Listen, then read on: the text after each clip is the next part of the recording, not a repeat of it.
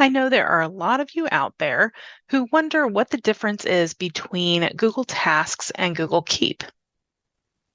It can especially be confusing to know the difference if you haven't used either.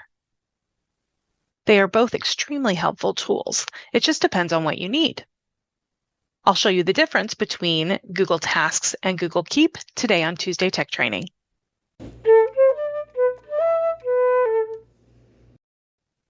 Hello and welcome to Tuesday Tech Training. My name is Jennifer Stewart.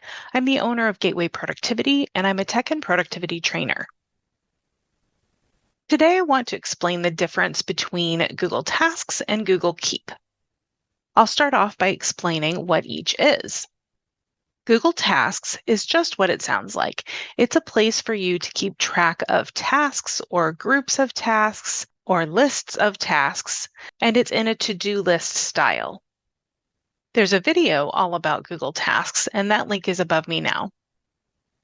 Google Keep, on the other hand, is more of a note-taking app. It's a place to take that information overload that's happening to you and get it in one place.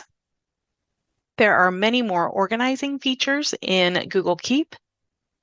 However, instead of being in a task view, it's more of a board view, and we'll see in a minute what that looks like. There's an overview video of Google Keep, and that link is above me now. The differences between the two come out when you're trying to think about what it is that you need from your tool.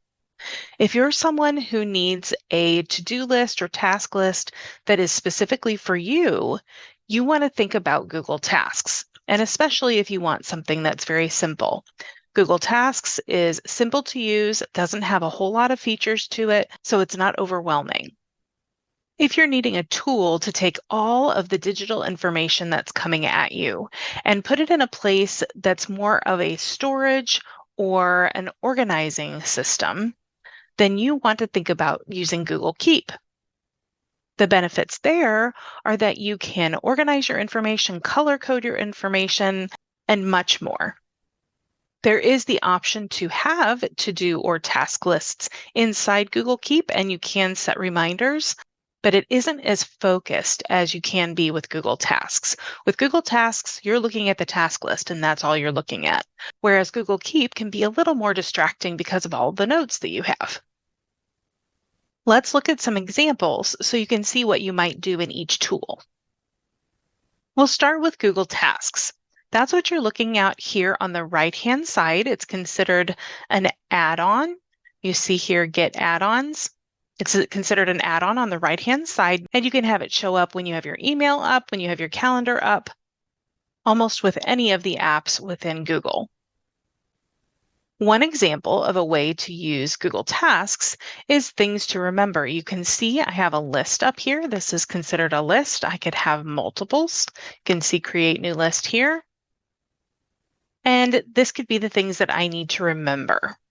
I could create another list that is today's to-dos.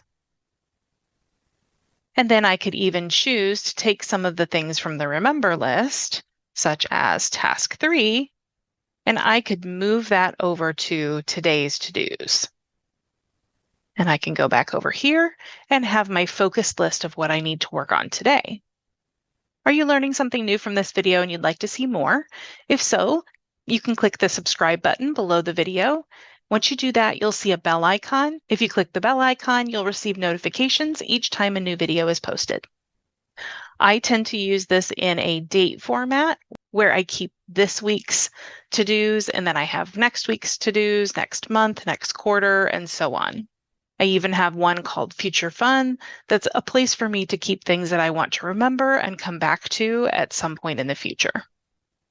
However, you can use this in any way that you see fit. Your lists can pertain to parts of your life. They can pertain to parts of your company or work, and anything else you can think of that could be lists. Additionally, within a task, we can go to the right-hand side here. We can add subtasks, so we can have multiple parts of task 3. And you can also set when you want a task to be due. If I click on a task, I can put details if I want to, and then I can set a date and time. Another nice feature is that each of these parts or subtasks can have a date and time attached to them as well. So as you can see, this is very much about the to-dos and tasks in your life. Let's look at Google Keep. As I said earlier, Google Keep can be a little bit more distracting. It's a place for you to take notes, and the notes can take multiple formats. We could have checkboxes, we could have drawings, we could have labels, we could have images. We can collaborate with other people on our notes, whereas in tasks we cannot. We can color code, as you can see in my notes. We can add reminders, which is a nice feature because you can put to-dos in here and set a reminder for them. We have the option to pin notes to the top, which is what you see up here. My regular notes are down below. And lastly, you can see on the left, we can add labels to our notes. So that's an organizing tool that we can use, whereas in tasks, we just create a list and that's pretty much where it is. So you can see this is more robust and has more options and isn't as much task focused as we have over here. I tend to use Google Keep more for keeping track of, as you can see, favorite restaurants, different quotes, ideas for journaling, lists for groceries that I can share with my husband, and many other items. This is a great place for me to be able to take the things that are coming in at me and put them in a place where I know I won't lose them. Whereas Google Tasks is a place for me to take everything out of my head that I need to do and get it in one place. Hopefully that's given you an idea of when you might want to use tasks versus keep. I would highly recommend playing around with both of them, and you'll start to see what you like the best and what would work best for the outcome that you're wanting. And that's a key point here is know your outcome, know what you want before you choose the tool.